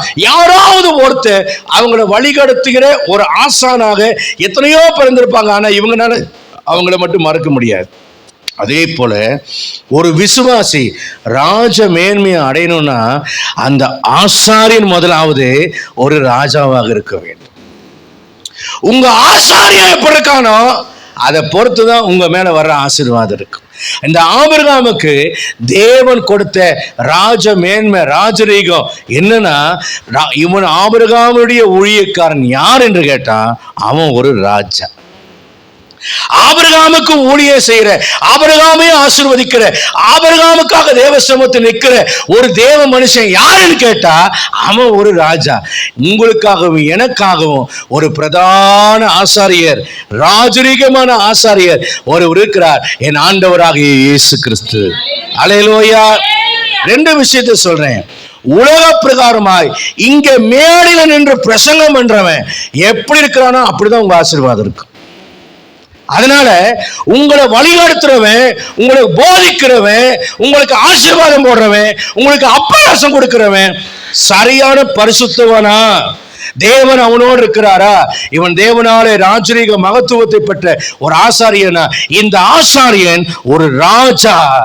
ஆகவே ஒரு ராஜரீக ஆசீர்வாதத்தை கர்த்தர் ஆபிரகாமுக்கு வைத்தார். ஏனென்றால் ராஜாக்களை பிறப்பிக்க போகிற ஒருவன் ஒரு ராஜரீகமான ஆசாரியனால் தான் அவன் ஆசீர்வதிக்கப்பட முடியும். அல்லேலூயா. நிறைய இடங்களிலே சபைகளிலே அந்த ஊழியக்காரனை போலதான் அந்த விசுவாசிகள் இருப்பார்கள். நான் சொல்லுகிறேன், எனக்கு எப்போதும் ஒரு பயம் உண்டு. என்ன உங்கள் பாஸ்ட் இப்படியாமே, பேப்பரில் வந்துச்சாமே, மொபைல் ஃபோனில் இப்படி நியூஸில் வந்துச்சாமே அப்படின்னு சொல்லி கேட்டால் அது எவ்வளோ கேவலம். நான் நினைப்பேன், ஆண்டவரே என் ஜனம் என் நிமித்தத்தில் வெட்கப்பட்டு போகக்கூடாது. அல்லேலூயா. நான் ஏன் படித்தேன் அப்படின்னு கேட்டிங்கன்னா, நான் +2 வரைக்கும் தான் படித்தேன். மறுபடியும் ஏன் ஹையர் ஸ்டடீஸ் பண்ணேன்னு கேட்டிங்கன்னா, என் மனைவி கிட்ட யாராவது உங்கள் வீட்டுக்காரர் என்ன படிச்சிருக்கான்னு கேட்டால் அவர் +2 தான் சொன்னால் என் மனைவிக்கு வெக்கமாக இருக்கும். ஸோ அதுக்கப்புறம் நான் மறுபடியும் படித்தேன். அப்புறம் யோசித்தேன், மார்க் ஷீட்லாம் கையெழுத்து போடும்போது சில நேரத்தில் சில இதெல்லாம் ஃபில்அப் பண்ண சொல்லுவாங்க. உங்கள் அப்பா என்ன படிச்சிருக்காரு அதை எழுதி வாங்கிட்டு வா அப்படிம்பாங்க. அப்படி கேட்கும்போது நான் +2 தான் படித்தேன்னு சொன்னேன். என் பிள்ளைக்கு வெக்கமாக இருக்குமே, அதனால் என் பிள்ளை பெருமையாக எங்கள் அப்பா இவ்வளோ படிச்சிருக்கான்னு சொல்லணும். அதனால் நான் படித்து கொண்டே இருக்கிறேன். ஏன் தெரியுமா? என் பிள்ளை வெக்கப்படக்கூடாது. அப்போது என்னுடைய தகுதியை நான் அதிகரிக்க அதிகரிக்க என் பிள்ளைகளுக்கு பெருமையும் மேன்மையும் கிடைக்கும். அல்லேலூயா. ஒரு ஆசாரனுடைய தகுதி அதிகரிக்குமானால் அவனால் ஆசீர்வதிக்கப்படுகிற ஜனங்கள் மேன்மையா இருப்பார். அதனால தான் கர்த்தர் பிரதான ஆசாரியனாக ஆரோனை பார்த்தா அவனுடைய காஸ்டியூமை பார்த்தீங்கன்னா சும்மா ரிச்சான ஒரு காஸ்டியூமை கொடுத்தார். அவனுக்கு ராஜ மேன்மை மகிமை அலங்காரமும் மகிமையுமா இருக்கும் பொருட்டு என்று சொல்லி வெள்ளியினால தங்கத்தினால கிரீடம், அதுல வேற வைரம் வைடூரியம், நெஞ்சில மார்க் பதக்கம், 12 விதமான 4 வரிசை கற்களை பதிச்சு அந்த பொன் தகட்டுல பதிச்சு அப்படி இளநீர் ரத்தாமர் நூல்ல ஒரு ராஜாவை விட அதிக தங்கத்தையும் வைர வைடூரியத்தையும் யார் தன் சரீரத்தில் சுமந்து கொண்டிருந்தானா பிரதான ஆசாரியன் சுமந்து கொண்டிருந்தான். அப்படியான ஒரு ராஜாவை விட சிறந்த குவாலிட்டி யாருக்கு இருக்கணும்னா ஒரு ஆசாரியனுக்கு இருக்கணும். அவன் தான் ராஜரீகமான ஆசாரியன். அவன் தான் ராஜாவாகி உங்களை ஆசீர்வதிக்க தகுதிப்படுத்த ஒரு ஆசாரியன். கர்த்தர் சாதாரணமான வரவன் போறவனையெல்லாம் வச்சு ஆபிரகாமை ஆசீர்வதிக்கல. உன்னதமான தேவனுடைய ஆசாரியனா இருந்த மெல்கிசேதேக்கின் ராஜாவாகிய ஆசாரியனை கொண்டு வந்து ஆசீர்வதித்தார்.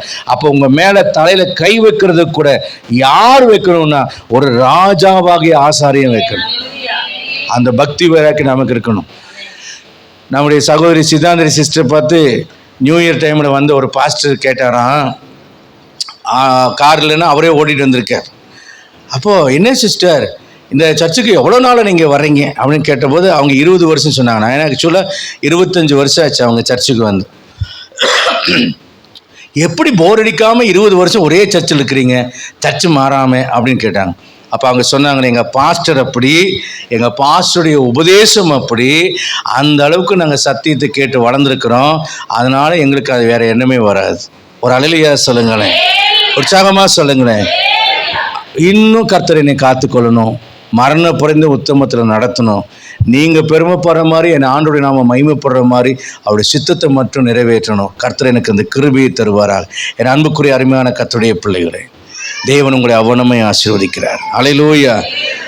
நம்ம மரியாள் சிஸ்டர், மின்னுடைய கணவர், இவங்கெல்லாம் பால் பழனி ஃபேமிலிலாம் கிட்டத்தட்ட எத்தனை வருஷமாக இருக்காங்க அப்படின்னு சொன்னால் 32 வருஷமாக இருக்காங்க சபையில். அல்லேலூயா. நான் வந்த நாள்லேருந்து இன்னைக்கு வரைக்கும் அவங்க சபையில் இருக்காங்க. ஏன் இதை நான் சொல்ல வரேன்னா, சத்தியத்தை கரெக்டாக கொடுத்து தேவ சமூகத்தில் வழி நடத்தினா நமக்கு போக மனசு தோணாது. எத்தனையோ பேர் தாக்கு பிடிக்க முடியாமல் ஓடி போயிட்டாங்க, பரிசுத்த வாழ்க்கைக்கு ஈடு கொடுக்க முடியாமல் ஓடிட்டாங்க. ஆனால் இருக்கிறவர்களை கர்த்தர் உயர்த்தி ஆசீர்வதித்து வழி நடத்தி வருகிறார். அல்லேலூயா. கர்த்தருக்குள்ளே நிலைத்திருங்கள், ராஜ மேன்மையோடு வாழுங்கள், கர்த்தர் உங்களை ஆசீர்வதிப்பார். முன்னங்கள் படிட்டு ஜெபிக்கலாம்.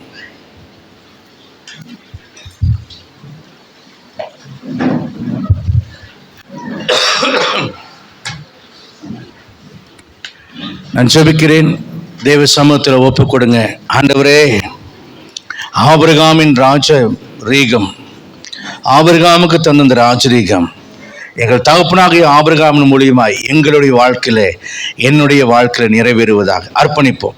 எங்களுடைய வாழ்க்கையில நிறைவேறட்டும் ஆண்டவரே. சரியா 10 மணி நான் உங்களுக்கு முடிக்க போறேன். எங்களுடைய வாழ்க்கையில் அந்த ராஜ மேன்மையினாலே என்னை ஆசீர்வதியும். என் கண்களை திறந்து விடும் ஆண்டவரே. பிழையாமுடைய கண்களை திறந்த போது தான் அவன் இந்த வெளிப்பாட்டையெல்லாம் கண்டான். என் கண்களை திறந்தல்லுங்க ஆண்டவரே. ஆவிக்குரிய மண்டலத்தில் நீர் என்னை எப்படி பார்க்கிறீர்? ஆவிக்குரிய உலகத்தில் என்னை எவ்வளவு மேன்மையாய் வைத்திருக்கிறீர்? எவனமாய் நீர் என்னை தெரிந்து கொண்டிருக்கிறீர் ஆண்டவர். நான் சாதாரண மனிதன் அல்ல, நான் சாதாரணமான ஒரு மனுஷன் அல்ல, நான் தெய்வீக மனுஷன், நான் ராஜாவாகிய மனுஷன், ராஜாவாகிய தேவகுமாரனுக்கு பிறந்த மனுஷன், நான் தேவனால் ஆசீர்வதிக்கப்பட்ட ஒரு புருஷன், ராஜாக்களின் சந்ததியில் தோன்றும்படியாக அப்படிப்பட்ட ஒரு பெரிய ராஜரீக மகத்துவத்தை உடையவன் ஆண்டவரே. என்னை ஒப்பு கொடுக்கிறேன். என்னையும் என் காரியங்களையும் நீர் மேற்போட்டுக் கொள்வீர். எனக்காக பெரிய காரியங்களை வைத்திருக்கிறேன். என் ஆரம்பம் அற்பம் தான், ஆனால் என் முடிவு சம்பூர்ணம். ஹல்லேலூயா. இன்னும் உயர்த்துவார். இதுவரைக்கும் உயர்த்தினார், இதுவரைக்கும் நடத்தினார், இன்னமும் உயர்த்துவார், இன்னமும் நடத்துவார். பூமியிலேயே மேன்மை உண்டு, பரலோகத்திலேயே மேன்மை உண்டு. இம்மைக்குரிய ஆசீர்வாதம் உண்டு, மறுமைக்குரிய ஆசீர்வாதம் உண்டு. இம்மைக்கும் மறுமைக்கும் உரிய சகல ஆசீர்வாதங்களினாலும் ஆண்டவராம் இயேசு கிறிஸ்துவின் மூலமாக என் ஆண்டவர் ஆசீர்வதிக்கிறார். இந்த காலவெளியில நம்புவதற்கு கடினமான பிரச்சனை தான், ஆனால் தேவனால் கூடாத காரியம் ஒன்றுமே இல்லை. எப்படி என்று நீங்கள் தெரியாது, ஆனால் கர்த்தருடைய வல்லமை, அது ஆபிரகாமின் வாழ்க்கையில் செய்த கர்த்தருடைய வல்லமை, சாராளுடைய வாழ்க்கையில் செய்த கர்த்தருடைய வல்லமை, தாவீதின் வாழ்க்கையில் செய்த கர்த்தருடைய வல்லமை, தானியேலின் வாழ்க்கையில் செய்த கர்த்தருடைய வல்லமை, யோசேப்பின் வாழ்க்கையில் செய்த கர்த்தருடைய வல்லமை, இயேசுவின் வாழ்க்கையில் செய்த பிதாவாகிய தேவனுடைய வல்லமை என்னுடைய வாழ்க்கையிலும் வேலை செய்யும். சமாதானமாய் இருங்கள், சந்தோஷமாய் இருங்கள், விசுவாசமாய் இருங்கள். அவிசுவாசமாய் உங்களை பார்த்து சொல்லுகிற விமர்சனங்களை உங்கள் கால்களின் கீழே இயேசுவின் நாமத்தினாலே மிதித்து போடுங்கள். தூற்றுகளை, குறை சொல்லுகளை இயேசு கிறிஸ்துவின் நாமத்தினாலே அந்த மரணத்துக்கு எதிரான வார்த்தைகளை ஜீவ வார்த்தையோ கிறிஸ்து இயேசுவின் வார்த்தைகளை கொண்டு மிதித்து போடுங்கள். தேவ சமூகத்தில் உங்களை வையுங்கள். உணர்ந்த கோளானாலும் அது வாதுமை பழங்களை கொடுக்கும். உணர்ந்த கோளானாலும் வாதுமை பழங்களை கொடுக்கும். பரிசுத்த வாழ்க்கைக்கு உங்களை அர்ப்பணம் செய்யுங்க. உங்களிடத்தில் ராஜரீக ராஜாக்கள் தோன்றுவார்கள். உன்னிடத்தில் பிறக்கும் பரிசுத்தம் உள்ளது, உன்னிடத்தில் பிறக்கும் பரிசுத்தம் உள்ளது. அங்கே அது வளர்ந்து கழுதை குட்டியின் மேலும் மரியின் மேலும் கடந்து வரும். இயேசு ராஜா அங்கே தோன்றினது போல உங்களுடைய வாழ்க்கையிலே கர்த்தருடைய வார்த்தையானது நிறைவேறுகிறது நீங்கள் பார்ப்பீர்கள். இன்னைக்கு ஒன்றுமில்லாமல் இருக்கலாம், இன்னைக்கு கடனில் இருக்கலாம், இன்னைக்கு அடிமையில் இருக்கலாம், பலவிதமான நெருக்கங்களுக்கு மத்தியில் இருக்கலாம், குழப்பங்களுக்கு மத்தியில், எல்லாம் இயேசுவின் நாமத்தினாலே உங்கள் சிந்தையிலிருந்து சமாதான கேடு அகன்று போவதாக, உங்கள் சிந்தையிலிருந்து கவலைகள் அகன்று போவதாக, எதிர்காலத்தை குறித்த பயங்கள் உங்களுடைய சிந்தையை விட்டு அகன்று போவதாக. இயேசுவின் நாமத்தினாலே பரிசுத்த ஆவியின் வல்லமையினாலே உங்கள் மேலே சமாதானத்தின் ஆவியானவர் அசைவாடுவீராக, சந்தோஷத்தின் ஆவியானவர் அசைவாடுவீராக, ஆசீர்வாதத்தின் ஆவியானவர் அசைவாடுவீராக. விடுதலையை பெற்றுக் கொள்ளுங்கள். இயேசுவின் நாமத்தினாலே ஒரு சமாதானத்தோடு விடுதலையோடு இந்த இடத்தை விட்டு கடந்து போக முடியாக ஆவியானவர் உங்கள் மேல் இறங்குவாராக. மரியாதை இறங்கி அவள் மேலே இறங்கி ஆசீர்வதித்த கர்த்தர் உங்கள் மேலும் இறங்கி உங்களை கர்த்தர் ஆயத்தப்படுத்திக் கொண்டிருக்கிறார். ஒழுங்கினும் விரும்பியமான பூமியில அசைவாடின ஆவியானவர் குடியிருப்புக்காக அதை உருவாக்கி அதை ஆசீர்வதித்தது போலவே இன்றைக்கு ஆவியானவர் உங்கள் மேல அசைவாடுகிறார். சந்தோஷமாய் கடந்து போய் வாருங்கள், சமாதானத்தோடு கடந்து போருங்கள். இந்த வசனங்களை அணைத்துக் கொள்ளுங்கள். இது உங்களுக்கே உரியது, இது உங்களுக்கே சொந்தமானது, இது உங்களிடத்தில் நிறைவேறக்கூடியது. இன்னைக்கு இது கர்த்தர் சொல்லாமல் நான் இதை பேசல, நான் பேசல, ஆவியானவர் உங்களுக்கு பேசியிருக்கிறார். இந்த வார்த்தையை சுமந்து கொண்டு கர்ப்பம் தரித்துக் கொண்டு செல்லுங்கள். இது உங்கள் எதிர்காலத்தை ஆசீர்வதிக்கும். இயேசுவின் நாமத்தினாலே நான் உங்களை ஆசீர்வதிக்கிறேன். பரிசுத்தமான பிதாவே, இந்த நல்ல காலை ஒளிக்காக நன்றி. உம்முடைய சமூகத்தில் நாங்கள் காத்திருந்தோம், உம்முடைய வார்த்தைகளை நாங்கள் அனுபவித்தோம். இயேசுவின் நாமத்தில் நம்பிக்கையை தந்தீர், சமாதான கேடுகளை மாற்றினீர், அன்றைய தைரியத்தை தந்தீர், கவலைகளை மாற்றினீர், பயங்களை, வருங்கால பயங்களை மாற்றினீர். இயேசுவின் நாமத்தினாலே கர்த்தர் எங்களுக்கு தந்த சகல மேன்மைகளுக்காக நாங்கள் நன்றி சொல்கிறோம். இதுவரைக்கும் எங்களை நடத்தினீர் அப்பா, இனி நடத்த நீர் வல்லவராக இருக்கிறீர். ஆபிரகாமை ஐசுவரனாக்கிறேன் என்று சோதேமின் ராஜா சொல்லக்கூடாதப்பா. எங்கள் ஆண்டவர் எங்களது ராஜாக்களை தோன்ற பண்ணுகிறவர். மெல்கிசேதேக்கின் ராஜாவாக நீரகளை ஆசீர்வதிக்க வேண்டும், நீரகளை ஆசீர்வதிக்க வேண்டும். எங்கள் ஆண்டவரே, நாங்கள் உம்முடைய கரத்தில் ஒப்பு கொடுக்கிறோம், உம்முடைய பாதத்தை முத்த செய்கிறோம், உண்மையே அண்டி படுத்திக் கொள்கிறோம், உம்முடைய வார்த்தைகளை விசுவாசிக்கிறோம். இன்றைக்கு இந்த வார்த்தைகளை சுமந்து கொண்டு போகிற உம்முடைய பிள்ளைகளுக்கு ஒரு குறைவு வராதபடி பூர்ண சமாதானம், சௌக்கியம், ஆரோக்கியம், ஐஸ்வர்யம், மகிமை, நம்பிக்கை, தைரியம் உண்டாவதாக. காரிய சித்தியோடு காரியங்கள் வாய்க்க பண்ண கிருபை கொடுங்க. பலவீனத்தில் பலனை விளங்க பண்ணுங்க. எல்லா வாய்களும் விரோதமா பேசுற வாய்கள் அழைக்கப்படட்டும்.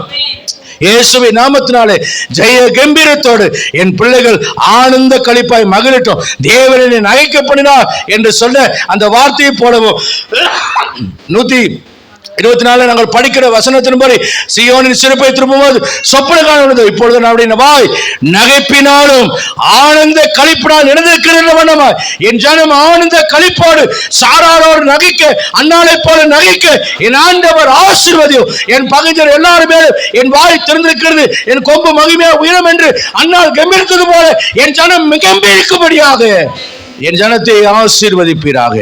நோக்கி பார்த்து மூல் பிரகாசம் அடைந்து வெட்கப்பட்டு போகவில்லை. உம்முடைய வார்த்தைகள் நிறைவேறுவதாக. பிதா குமாரன் பரிசுத்த ஆவியின் நாமத்தில் ஜனத்தை நான் ஆசீர்வதிக்கிறேன். கிருபையை சூழ்ந்து கொள்வதாக, வார்த்தைகள் நிறைவேறுவதாக. இயேசுவின் நாமத்தில் ஆசீர்வதிக்கிற நல்ல பிதாவே. என் ஆத்துமாவே கர்த்தரை ஸ்தோத்திரி.